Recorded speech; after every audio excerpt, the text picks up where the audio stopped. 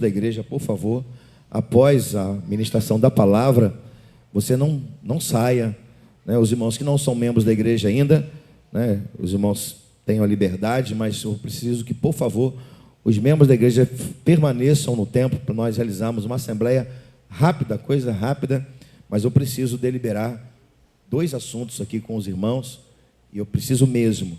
Então, vou pedir para você não sair, você que é membro da igreja, não sair após a ministração da palavra. Abra sua Bíblia no Evangelho de João, capítulo 1. Evangelho de João, capítulo 1, versículo 19 só. Evangelho de João, capítulo 1, versículo 19.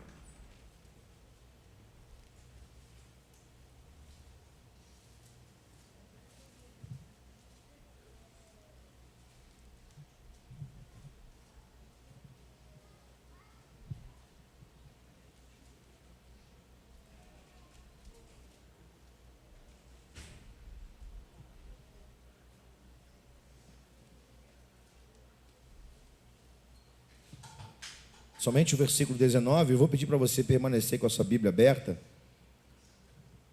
E como eu disse, prometo aos irmãos, não vou demorar. Mas espero que por esses minutos o Senhor fale ao nosso coração. Evangelho de João, capítulo 1, versículo 19, diz assim: Este foi o testemunho de João, quando os judeus lhe enviaram de Jerusalém sacerdotes levitas para lhe perguntarem: quem és tu? Somente esse versículo. Senhor, por essa palavra pedimos que o Senhor nos fale nesta manhã, Senhor.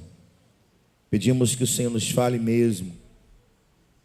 Pai, toma da tua palavra agora, ela é tua, e fale ao nosso coração. E que, ao sairmos daqui, sejamos diferentes da forma como entramos, no nome de Jesus. Amém, Senhor. Eu quero falar em poucos minutos sobre o privilégio de viver sobre o chamado divino. O privilégio de viver sobre o chamado divino. Estamos quase terminando o nosso mês de missões. Na semana que vem, de maneira oficial, terminaremos o mês de missões. E Deus falou no meu coração de trazer para você essa palavra baseada aqui na vida de João Batista. E a pergunta que fizeram é: quem ele era? Quem era João Batista? Não dá para a gente definir João Batista por palavras. Não dá para a gente definir João Batista apenas olhando a sua biografia. João Batista foi muito mais do que a sua própria biografia nos revela. Ele foi um homem que foi diferente para o seu tempo, para a sua época. Obrigado, Marcos.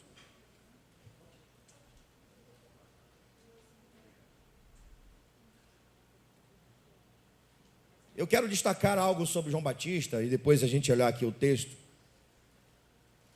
João Batista era tão diferente, que diz a história que o rei Herodes, para se promover um cara populista, um político populista, Herodes resolveu abrir a porta do seu palácio para receber as pessoas um dia da semana. E quando Herodes recebia as pessoas em seu palácio, ele ouvia atentamente as pessoas e alguém fazia algum tipo de pedido, e ele, de uma forma tão veemente, de uma forma política, né, e cínica, por que não dizer, ele atendia o pedido das pessoas por palavras. Talvez alguém tenha chegado para ele: Herodes, olha, lá onde eu moro está faltando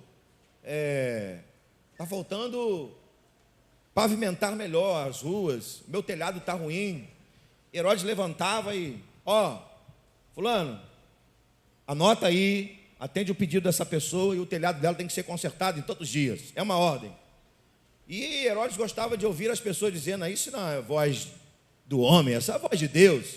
É Deus quem está falando. Isso alimentava o ego de Herodes. Só que teve um dia que alguém entrou na fila. Esse alguém é João Batista. E quando João Batista entrou na fila, chegou a sua hora, vem aquele homem magrelo, magérrimo, com roupas de pelo de camelo, né, com um aspecto parecido um beduíno, alguém muito diferente. E quando chegou a sua vez, Herodes olhou para esse homem esquisito e perguntou: pode fazer o seu pedido? E João Batista levanta o seu dedo e diz: não, eu não estou aqui para fazer pedido. Eu estou aqui para dizer algo para você. Você é um adúltero. Você é um pecador, se arrepende. Você está em adultério. E aquilo mexeu com Herodes. E o final da história você sabe muito bem o que aconteceu com João Batista, por falar a verdade diante de um homem tão poderoso igual Herodes. Sua cabeça foi a prêmio, foi cortada. Mas interessante, meus irmãos, que a história diz aí, a Bíblia fala claramente sobre isso, que em pouco tempo aquela multidão que ficava à porta do palácio do rei Herodes deixa de estar, aí vou conjecturar, não é o que a Bíblia diz. Quem sabe Herodes acordou naquele dia: hoje eu vou atender talvez umas 100 pessoas e vou ficar mais popular ainda. E quando ele abriu a porta do palácio, não tinha ninguém. E ele perguntou assim: mas cadê o povo? O povo não está aqui. O povo está onde? O povo está no deserto. O povo saiu para ouvir João Batista. E aí a Bíblia diz, não é mais conjectura, que vinha para ter com João toda a circunvizinhança do Jordão, toda a Judéia e Galiléia. Ou seja, a voz profética foi maior do que a voz de um hipócrita. A voz profética atraiu pessoas, muito mais do que a voz de um hipócrita, porque o hipócrita estava ali para ganhar popularidade, e João veio para cumprir a sua missão e tirar almas do inferno. Esse foi João Batista. Mas esse texto, ele é interessante, muito interessante, porque ele vai nos mostrar algumas verdades. Eu quero rapidamente compartilhar com você o que é preciso para viver sobre o privilégio do chamado. Mas antes de trabalhar, de dizer a você, baseado na palavra, o que é preciso para você e eu vivermos o privilégio do chamado, deixa eu dizer uma coisa, eu acho que o Samuel falou isso aqui: todo mundo aqui foi chamado, tem um chamado. Eu acho que eu vou repetir isso pela 15ª vez, não sei se 15ª, e vou dizer outras vezes: para de achar que chamado é coisa de pastor e missionário. Chamado é para todo aquele que recebeu a salvação em Cristo Jesus e recebeu o Espírito Santo para cumprir a obra. Para de achar que só pastor e só missionário, diácono, evangelista foi chamado para alguma coisa específica. Não, todos nós aqui fomos chamados. Estamos sendo chamados para cumprir a nossa missão. E cumprir a missão é um privilégio. Repito, viver cumprindo a missão, sobre a missão, é um privilégio. Se você não encarar como um privilégio, você vai encarar como um fardo. E se você encarar como fardo, tudo para você vai ser cansado, ou vai ser em forma de cansaço. Você vai ficar cansado para vir ao culto, você vai ficar cansado para evangelizar, você vai ficar cansado para ir a uma célula, você vai ficar cansado para vir um estudo bíblico, você vai ficar cansado para vir um treinamento, você vai ficar cansado para fazer uma obra de ação social. Se você não entender que a obra é um privilégio, vai se tornar para você um cansaço. Agora, se você entender que a obra de Deus é um privilégio, Deus vai sempre renovar as suas forças, te dar unção e sabedoria. Vou repetir porque eu acho que você não entendeu. Se você entender que a obra de Deus é um privilégio, Deus vai renovar as suas forças, Deus vai te dar unção e Deus vai te dar sabedoria. O que é preciso, meus amados irmãos, para vivermos o privilégio do chamado divino? Em primeiro lugar, é preciso estarmos conectados com o Espírito Santo e com a palavra de Deus. Ou com a palavra do Espírito Santo. Perguntaram quem era João. E João vai responder da seguinte maneira, pela própria palavra profética sobre ele. Isaías falou sobre ele. Isaías 40 disse: voz do que clama no deserto, preparai o caminho do Senhor, endireitai o eterno as veredas do nosso Deus. Malaquias falou sobre ele: eis que vos envio o meu mensageiro que preparará o caminho diante de mim. Ou seja, quando João Batista começa o seu ministério, ele está trilhando um caminho profético. E trilhando um caminho profético sobre a luz do Espírito Santo. Os passos que João Batista dá em Jerusalém, no deserto, em toda a Galileia, são passos de alguém que estava andando sobre a luz da palavra e a direção do Espírito. Quer viver o privilégio do seu chamado, meu irmão, minha irmã, meu querido, minha querida? Ande sobre a luz da palavra e sobre a direção do Espírito Santo. De novo, quer viver a missão e quer que essa missão seja um privilégio para você? Ande sobre a luz da palavra e debaixo da unção e da presença do Espírito Santo. Então, quando João Batista dava os seus passos, pregando o evangelho do reino, ele estava guiado pela luz da palavra profética que foi dita sobre ele. E o Espírito Santo estava sobre ele. Por isso ele foi quem ele foi, por isso ele fez o que ele fez. Que nesses dias a igreja de Jesus tenha essa consciência, que você e eu tenhamos essa consciência de viver o privilégio do chamado para cumprir o chamado de Deus, a missão que o Senhor nos designou, sob a luz da palavra dele e debaixo da unção e do poder do Espírito Santo. Posso ouvir amém por isso? Em segundo lugar, o que é preciso para vivermos o privilégio chamado divino? Em segundo lugar, é preciso ter convicção do chamado a partir da pessoa de Cristo.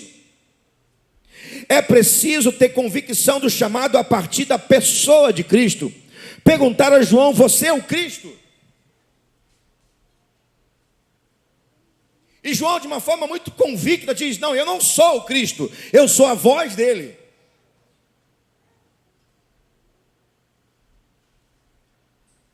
Tem duas coisas que João Batista entendia e eu preciso compartilhar com você, que também precisamos entender. Você precisa ter essas duas convicções: quem você não é e quem você é. Quem você não é diz respeito à sua posição. Você não é o outro e nunca será o outro. Vou repetir: você não será o outro. Quando alguém deseja ser o outro, isso se torna o ápice da inveja. O ápice da inveja não é querer o que o outro tem. O ápice da inveja é querer ser o que o outro é. João Batista tinha convicção de que ele não era o Cristo. Eu não sou. Eu sou a voz dele. Cristo é ele, que vocês ainda não conhecem. Então a gente precisa entender isso. Você não é o que o outro é. Não adianta você querer ser o que o outro é, porque Deus te fez de maneira única. E de maneira única, Deus quer usar você. Vou repetir: Deus te fez de maneira única. Ninguém é igual a você. E você, do jeito que você é, Deus quer usar você.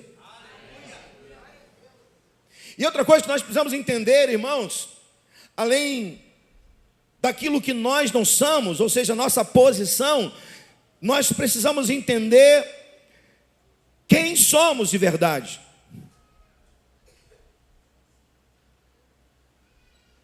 O quem somos diz respeito à nossa própria identidade e a nosso próprio propósito de vida. Quem é você, João? Eu sou a voz que clama no deserto. Eu sou a voz dele, não sou ele. Eu sou João, a voz que clama no deserto. Quando João está dizendo isso, ele está falando exatamente da sua própria identidade, o seu estilo de vida, como ele era, o seu caráter, a sua personalidade e o seu próprio propósito. A voz que clama no deserto. Entenda o que eu vou te falar. Você é a sua identidade, você é o propósito que Deus colocou na sua vida. Eu entendo que nós temos 2 pulmões que nos faz respirar. O pulmão da existência, esse que nós temos aqui atrás do nosso corpo, que nos faz respirar o fôlego de vida, e um pulmão chamado propósito, que Deus nos deu para viver, proclamando a vida que há em Deus. Então, quando João ele está diante da imagem de Jesus, da pessoa de Jesus, ele consegue se ver em Jesus. Ele consegue ver quem ele não é, ele consegue ver quem ele é. Você quer cumprir a sua missão, meu irmão? Entenda quem não é você. Entenda quem é você. Quem você não é o outro. Você é único. E quem é você? Você é a pessoa que Deus te fez no ventre da sua mãe. E antes de você nascer, Deus já te conhecia. E Deus já colocou no ventre da sua mãe um propósito que só você tem. Em terceiro lugar, o que é preciso para vivermos o privilégio chamado divino? É preciso estar debaixo da autoridade de Cristo. Versículos 24 a 28 vão nos dizer isso. Eu vou ler alguns aqui. Ora, os que haviam sido enviados eram entre eles fariseus, e perguntaram-lhe: então por que batizas, se não é o Cristo, nem Elias, nem o profeta? Respondeu João: eu batizo com água, mas no meio de vós está quem vocês não conhecem, o qual vem após mim, do qual não sou digno de desatar as correias das sandálias. A segunda pergunta que vão fazer a João é essa: por que você batiza? A primeira pergunta é: quem é você? E a segunda: por que você batiza? Qual a razão de você batizar? Se você não tem autoridade para isso, se você não é o Cristo, você não tem autoridade para batizar. Mas nas entrelinhas, João está respondendo essa pergunta da seguinte maneira: de fato eu não tenho autoridade para batizar com o Espírito Santo e com fogo, mas eu recebi a autoridade dele para batizar em água. De fato, quem tem a maior autoridade é ele, porque somente ele pode batizar com o Espírito Santo, mas eu batizo por água porque ele me deu essa autoridade. Tem coisa, meu irmão, que você não pode fazer e não vai fazer, porque não é da sua autoridade, da sua alçada. Milagre quem faz é Deus. Sinais quem faz é Deus. Manifestação de poder é por conta dele. Convencer alguém do pecado, da justiça, do juízo, não é com você, é com o Espírito Santo. Você não convence ninguém. Mas Deus nos deu autoridade para pregar, Deus nos deu autoridade para ensinar, Deus nos deu autoridade para batizar, Deus nos deu autoridade para orar. Então, quando nós estamos debaixo da autoridade divina, quando estamos debaixo da unção divina, Deus usa a nossa vida, e Deus usa a nossa vida de maneira tremenda. Porque João não batizou uma alma, não. João batizou milhares de pessoas. Por que João batizou milhares de pessoas? Porque ele estava debaixo da autoridade divina, da autoridade do nome de Jesus. Debaixo da autoridade de Jesus, você vai cumprir seu chamado. Você vai ser uma pessoa usada por Ele. Debaixo da autoridade de Jesus, você será uma pessoa que vai causar impacto. Você será instrumento de Deus. Eu convido você a entrar debaixo da autoridade de Jesus, porque não existe nome maior do que esse. Não existe poder maior do que esse. O nome de Jesus é o nome sobre todo nome, pelo qual todo joelho há de se dobrar no céu e na terra. O poder de Jesus é o maior poder dos poderes, porque o poder de Jesus é capaz de mover céu e terra. Eu convido você, meu amado irmão, a cumprir o chamado debaixo da autoridade de Jesus Cristo, debaixo do nome de Jesus Cristo. Em último lugar, o que é preciso para vivermos o privilégio chamado divino? É preciso ter os olhos fitos em Jesus o tempo todo. É preciso ter os olhos fitos em Jesus o tempo todo. João olhou para Jesus de 3 formas diferentes. Preste atenção nisso. João olhava para Jesus de 3 formas diferentes. A primeira forma que João olhava para Jesus, ele olhava para Jesus pelos olhos da fé.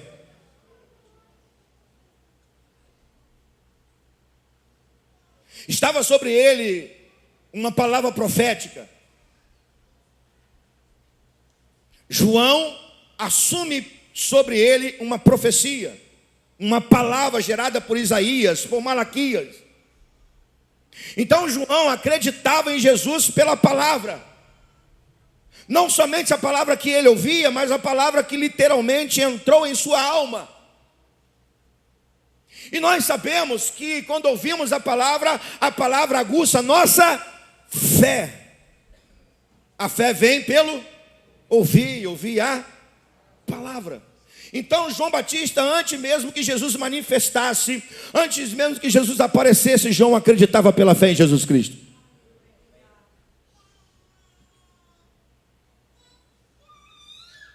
A segunda forma de João olhar Jesus, João viu Jesus de perto, pessoalmente. Versículo 29. No dia seguinte, viu João a Jesus que vinha para ele. Aleluia! João viu Jesus de perto, pessoalmente. Ou seja, além de ter fé, João tinha intimidade com Jesus. Quer cumprir a missão, irmão? Você tem que convidar Jesus para se aproximar de você. Você tem que ter intimidade com Ele. Você tem que olhar para Ele como alguém íntimo de você. E por último, João via Jesus de eternidade a eternidade. Quer ver só? Versículo 30. É este a favor da quem eu disse: após mim vem um varão, de quem tem a primazia, porque já existia antes de mim.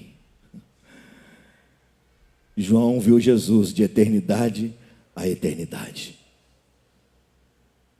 João viu Jesus eterno. Assim são os olhos do crente. Os olhos da fé, os olhos da intimidade e os olhos da eternidade. Porque o nosso Senhor, Ele não ficou no túmulo. Ele ressuscitou o terceiro dia. Ele é eterno. Ele foi morto antes da fundação do mundo. Ele nos amou primeiro. Por isso que o autor dos Hebreus vai dizer no capítulo 12, versículo 2: olhando para Ele, autor e consumador da nossa fé. Você vai cumprir a sua missão quando você não tirar os olhos de Jesus. E deixa eu dizer, igreja que tira os olhos de Jesus, olha para o mundo. Vou repetir, igreja que tira os olhos de Jesus, acaba olhando para o mundo. Se a igreja tirar os olhos de Jesus, esta igreja irá colocar os olhos no mundo. E o mundo então vai entrar na igreja. O mundo não pode entrar na igreja, e o mundo não vai entrar na igreja quando os crentes sempre olharem para Jesus. Amém? Quero concluir, disse que seria rápido. João viveu o seu ministério de maneira muito intensa. Sua própria vida foi entregue a Jesus. Sua morte diz que ele deu a sua própria vida por Jesus. Samuel, te bateram por causa de Jesus, cortaram a cabeça de João por causa de Jesus. Ou seja, João Batista viveu intensamente Jesus e o evangelho de Jesus. O que João ganhou com isso? O que a gente ganha por viver assim? O que a gente ganha por pregar o evangelho e viver sobre essa missão divina? Quais são os louros que a gente recebe? Quais são os prêmios que recebemos?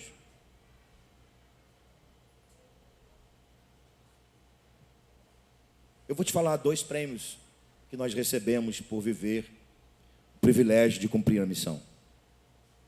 Penso que não existem prêmios além desses 2. O primeiro prêmio que a gente recebe é o reconhecimento do nosso Senhor Jesus. Chegaram para Jesus, para falar sobre João. E Jesus vai falar muito sobre João, mas eu quero somente citar uma coisa do que Jesus falou sobre João. Não existe homem nascido de mulher igual a ele. Não existe homem nascido de mulher igual a João. O que você recebe? Qual é o prêmio que você vai receber por você cumprir a sua missão? A nossa missão. Qual o prêmio a gente recebe? O reconhecimento do nosso Senhor Jesus Cristo, que pode não ser aqui, só no céu. Não faça nada na igreja, no reino, querendo reconhecimento de ninguém, tapinha nas costas de alguém. Não faça isso, por favor, porque você não precisa disso. Não tente fazer a obra de Deus achando que você está aparecendo para que os outros te vejam. Você não precisa disso. João Batista não pregou em uma grande cidade. João Batista pregou no deserto. E por ser usado por Deus, não foi o evangelho que foi a cidade. Foi a cidade onde estava o evangelho. Vou repetir. Não foi o evangelho que foi uma grande cidade. Foi as grandes cidades que foram aonde estava o evangelho. Num deserto. Você só precisa que o seu Senhor Jesus, que o meu Senhor Jesus, que o nosso Senhor Jesus tenha alegria por servi-lo. Assim como o Pai se alegrou com o Filho, o Senhor quer se alegrar com os seus discípulos. O Pai disse ao Filho: esse é meu Filho amado, em quem me compraz, em quem eu tenho alegria. Jesus, quando falou de João, falou com alegria. Igual a ele não existe nascido de mulher. O que você precisa, meu irmão, o seu prêmio é que o Senhor Jesus sinta-se alegre por você servir a ele. Só isso. E o outro prêmio, já falei várias vezes aqui. Qual o nosso prêmio, qual é o nosso galardão por cumprir a nossa missão? Gente, pessoas. E aí nos enganamos, achamos que vamos receber galardões na terra por pregar o evangelho, por cumprir a missão. Não vamos receber. Você não vai receber um carro, uma casa, por você cumprir a missão. Não, não, você pode até receber, e que você receba, e quando você receber, tem aqui pastores para orar e agradecer a Deus pela sua casa nova, pelo seu carro novo. A gente vai agradecer de coração mesmo, e é de coração, mas você não vai receber casa, você não vai receber casa, carro, por você cumprir a missão. Você não vai receber, seu prêmio não é esse. Se você pensa que esse é o evangelho, você está no lugar errado. Se você pensa que evangelho é privilégio, com as coisas que o seu olho pode ver, que a sua mão pode pegar, você está completamente enganado, meu querido. O prêmio por evangelho não é aquilo que a nossa mão pode pegar, que o nosso olho pode ver, senão pessoas que a gente pode abraçar e pessoas que a gente pode ver que eram pecadores e hoje são discípulos de Jesus. Seu prêmio é gente. Seu galardão nessa terra é gente. É isso que você vai receber aqui na terra, por você cumprir a missão, por você viver debaixo da missão divina. E isso, para terminar, é um privilégio.